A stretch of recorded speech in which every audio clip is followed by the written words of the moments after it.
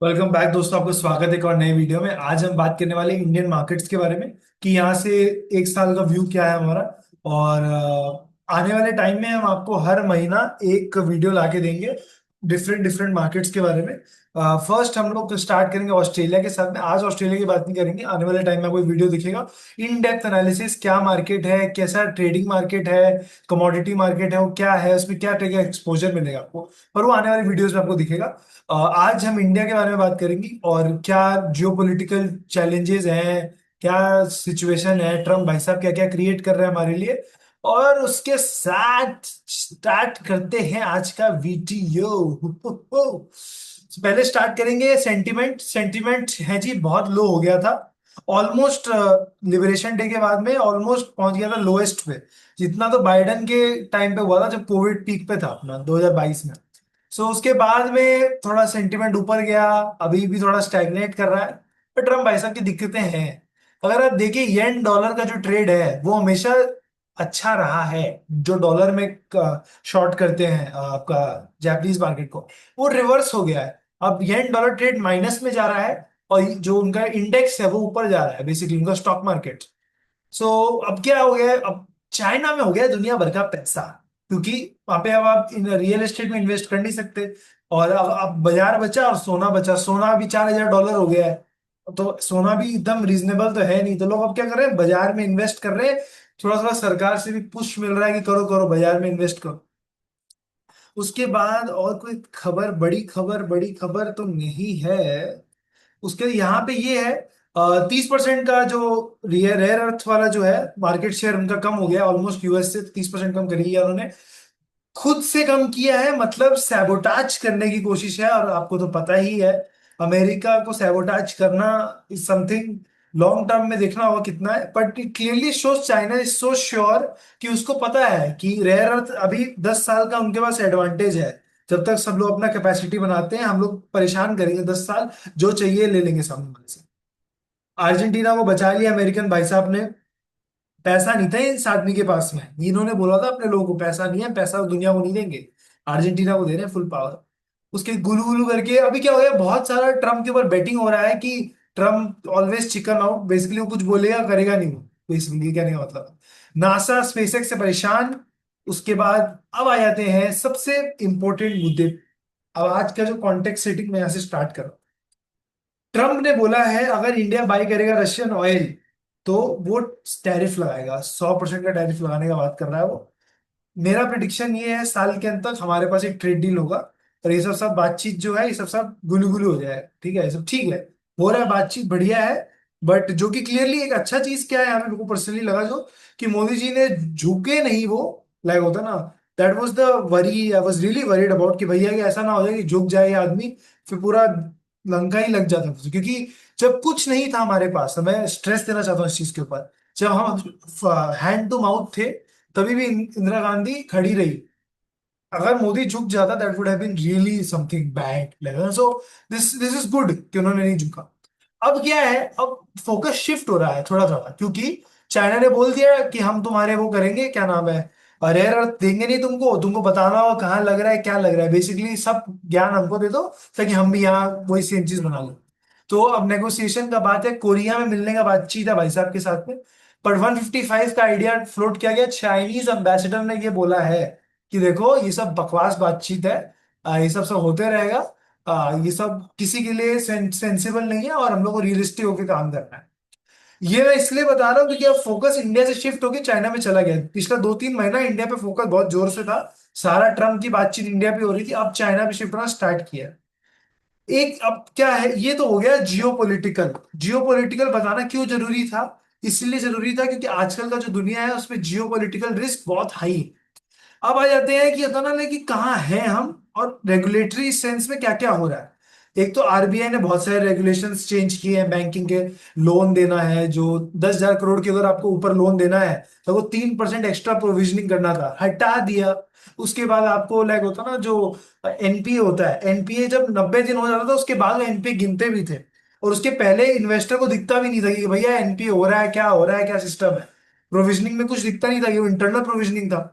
वो सब rules change हो रहे हैं। धीरे धीरे अब वो लोग मूव कर रहे हैं एक ऐसे रूल की तरफ कि अब आपको दिखे धीरे धीरे बताना होगा और प्रोविजनिंग भी करना होगा वो सब लोन्स के, अगर आपको दिख रहा है कि वो बैड होने वाला है। ये सब सब चीजें यहाँ पे है, मैं दिखाना चाहूंगा आपको ये बेस्ड। अच्छा, डिपॉजिट बेस्ड इंश्योरेंस DIGCC जो है वो तो ऑब्वियसली उन्होंने जो प्रीमियम है उसको यूनिफॉर्म कर ही दिया था। अब 100 रुपए के ऊपर गारंटीड है, पहले 5 लाख का तक का था। अब वो वाला जो स्कीम इन जनरल है उसको अब डिसबर्समेंट भी फास्ट होने लगा है। तो उसके बाद में अगर आप देखेंगे बेसल 3 जो नॉर्म्स है, क्रेडिट लॉस प्रोविजनिंग, ये सब चेंज कर रहे हैं धीरे धीरे, और ट्रांसपेरेंट कर रहे हैं और इजी कर रहे हैं गाइडलाइंस को भी। जैसे आप देख सकते हैं अप्रूवल वाला जो था वो भी अब बढ़ा दिए, लाइक होता ना। सो ये सब सब जो चीजें हैं वो सब सब क्या होता है, आप कोई भी बिजनेस कर रहे हैं, आप चाहेंगे जितना इजी हो सके गेम उतना इजी बने, ताकि ज्यादा से ज्यादा बिजनेस हो सके। अगर आप यहाँ पे देखेंगे कि होता ना जो निफ्टी का परफॉर्मेंस है उसके ऊपर भी हम बात करेंगे, एक बार उसको होल्ड पे कर देते हैं। 25,112 नहीं, अभी तो 25,800 के आसपास चला गया है। सो बेसिकली क्या है, ये जो मार्केट है, मार्केट ने इसको एक बहुत पॉजिटिव सिग्नल से देखा है। दूसरा क्या है, सिंगापुर और दुबई, लोग का क्या मानना है सिंगापुर और दुबई में लोग अपना रुपया शिफ्ट कर लेंगे। मेरा यहाँ पे एक बहुत नॉर्मल सा प्रॉब्लम है उस लॉजिक के साथ, उस लॉजिक है मेरा ये प्रॉब्लम है, markets always like chaos. Market को ना कभी भी ऐसा नहीं चाहिए कि तुम एकदम सब कुछ बता दो उसको कि इतना कर सकता है यहां से यहां। एक एरिया बताओ, वहां पे वो लोग अपने आप जो उनको करना है लोग करेंगे। दुबई और सिंगापुर में क्या है, रूल्स बहुत स्ट्रिक्ट होते जा रहे हैं, सिर्फ क्रिप्टो का बात नहीं कर रहा हूं यहाँ पे, हर चीज को लेके। तो उससे क्या हो रहा है, जो बबल बनता है, लोग बबल को बहुत नेगेटिवली देखते हैं। पर बबल क्यों बनता है, जब ग्रीड आता है, ग्रीड आता है तो रिटर्न आता है, रिटर्न आता है तो लॉन्ग टर्म इन्वेस्टर को भी पैसा बनता है। क्योंकि बबल्स होगा तभी तो लोग इन्वेस्ट कर रहे हैं ना। जो ऑप्शंस FNO करते हैं वो शॉर्ट टर्म में खेलते हैं, उसकी वजह से बाजार ऊपर नीचे होता है, पर एक सेक्युलर ट्रेंड रहता है जनरली बाजार का। इसीलिए मैं बोल रहा हूँ कि ये जो सिंगापुर और दुबई वाला जो लॉजिक है कि सारा रुपया वहां चला जाएगा, यहाँ पे रुपया बचेगा नहीं, I personally don't subscribe to that logic. उसका रीजन बहुत सिंपल है। तो रीजन ये है कि अगर लोगों को सच्ची में इतना ही प्रॉब्लम है, लाइक होता ना इंडिया से, तो भी घूम फिर के यहाँ ग्रोथ है, यहाँ केओस है, यहाँ बबल है, यहीं पे आपको मिलेगा वो अपॉर्चुनिटी जहां पे आप एक्चुअली इन्वेस्ट करके रुपया को 4 गुना 5 गुना भी कर सकते हैं 10-15 साल के रेंज में। उसके बाद अगर आप देखेंगे तो बहुत सारे रेगुलेटरी मेकओवर्स भी सेबी ने भी किया है। उन्होंने जैसे सिंप्लीफिकेशन किया है इंस्टीट्यूशनल फंड रेजिंग में, स्टार्टअप फाउंडर, बेसिकली ईसॉप्स और वो सब जो है ना वो सब सबको इजी किया है, मर्चेंट बैंकिंग को लिए भी इजी कर लिया चीजों को। इंडियन मार्केट्स को खोलने का जो कोशिश है वो फुल ऑन जारी है। FII, FII बहुत टाइम से देखिए अब हमारे बाजार में पैसा नहीं डाल रहे हैं, विड्रॉ कर रहे हैं, आपको मैं डेटा भी दिखाऊंगा। मेरा कहने का क्या मतलब है, जो विड्रॉ करना था वो हो चुका है, अब जितना विड्रॉ करना था मैं डेटा भी दिखाऊंगा आपको। It is a right time, it feels like कि होता ना अब समय आ गया है कि होता ना कि अब इन्वेस्ट जोर शोर से होगा। उसका रीजन बहुत क्लियर है मेरे माथे में, और उसका रीजन मेरे हिसाब से ये है कि आप जब भी कोई बड़ा पाई गेम खेल रहे हैं, आपने बहुत, आपके लिए अमेरिका ऑप्शन नहीं है। चाइना में आपने ऑलरेडी इन्वेस्ट कर लिया जितना वो करना है, एक लिमिट है आपका, चाइना में जितना नहीं करेंगे आप। कहने का मेरा मतलब बहुत सिंपल है कि अब इंडिया एक्सपोजर बढ़ना चाहिए इमर्जिंग मार्केट में। India is the only outperforming player right now. So India is not outperforming to the level, all time high पर नहीं टच किए। सो इट फील्स लाइक अब वो मोमेंटम शिफ्ट वापस आना स्टार्ट होना चाहिए। अगर आप देखेंगे FII का जो डेटा है, देखिए लास्ट में ये 20, मतलब कि बहुत पुराना डेटा, NSDL से सारा डेटा, ये सब कुछ NSDL ऑफिशियल वेबसाइट पे है। अगर आप देखेंगे तो 12,000 करोड़ विड्रॉ, यहाँ पे अगर आप देखिए 14,000 crore withdraw, net net outflow भी अगर आप देखेंगे 4,000 करोड़ निकाल लिए, यहाँ पे 27,000 करोड़ निकाल लिए, सॉरी 40,000 करोड़ निकाल लिए, यहाँ 11,000 करोड़ निकाल लिए। बेसिकली क्या है, रुपया इनफ्लो आउटफ्लो चलते रह रहा है, लाइक होता ना दैट शोज कि होता ना बाजार में सेंटिमेंट स्ट्रांग है रुपया पैसा के लेके, कि कर सकते हैं, गेम बन सकता है, ऐसा बात नहीं गेम नहीं बन सकता। तो इसलिए मैं ये बोल रहा था कि जो FII का जो बाइंग और है वो काफी स्ट्रांग हो सकता है अब, क्योंकि काफी नेगेटिविटी आ गया है और सेगमेंट में, और काफी आउटफ्लो हो चुका है। अब ये जो डेटा है ये आपको दिखाएगा कि कहाँ से इनफ्लो और आउटफ्लो हुआ है। चाइना को अगर आप देखेंगे, यहाँ पे मैं आपको एक इच्छा से दिखाऊंगा, 2016 में चाइना ऑन द अप, 2016-17 में अपटर्न पे था, उसके बाद नीचे गया, इंडिया अपटर्न नीचे। बेसिकली क्या है ना, ऑल्टरनेटिव सिचुएशन है। अब चाइना, देखिए चाइना 2023 से अपटर्न में जा रहा है, 23 24 25, इंडिया डाउन में। तो अगर आप देखिए टेक्निकली अब इंडिया ऊपर जाना चाहिए और चाइना का फ्लो नीचे जाना चाहिए। हो सकता है चाइना और इंडिया का फ्लो दोनों ऊपर जाए जस्ट बिकॉज अब अमेरिका से फ्लो आउट जा रहा है, सो वो भी हो सकता है, that's also a possibility. After all markets possibility पे चलते हैं, इसलिए मैं हर बार पॉसिबिलिटी बोल रहा हूँ रादर देन श्योरिटी कि भाई ये होने ही वाला है। दूसरा जो चीज मेरे को लगा important, again FII flow data दिखा देता हूँ आपको। मंथली बेसिस पर अगर आप देखें, जो सबसे हाईएस्ट सेलिंग था वो 72,000 करोड़ था, दैट इज जनवरी 2025। मतलब पीटा है बाजार को, डीआईआई ने बहुत सपोर्ट किया है, नेट नेट बाइंग हुआ है, बेसिकली लोगों ने भी खरीदा है और ओवरऑल एक्टिविटी रहा है positive. So this is a good thing. एक और जो इशू जो मेरे को लगता है पर्सनली वो ये है निफ्टी में, कि रिलायंस जो है, रिलायंस अगर रशियन ऑयल वाला जो सीन है वो हो जाता है और इंडिया इंपोर्ट नहीं करता रशियन ऑयल, रिलायंस का प्रॉफिट डायरेक्टली हिट करेगा, that hurts. TCS Infosys already 15% down, IT index as a whole 15% down. So basically क्या है, बहुत ज्यादा आउट परफॉर्म करने का जरूरत नहीं है। टीसीएस इन्फोसिस को थोड़ा वापस भागने लगे कि ट्रम्प बोल दे हाँ भाई चलो इंडिया के साथ डील हो गया है, बातचीत हो गया है, और हम लोग इंडिया के आईटी कंपनीज को इतना परेशान नहीं करेंगे, H1B वीजा दे देंगे, थोड़ा बहुत इधर उधर कर देंगे, तो उससे क्या हो जाएगा, अपने आप सेंटीमेंट चेंज हो जाएगा। सेंटीमेंट का बात है मेरे हिसाब से।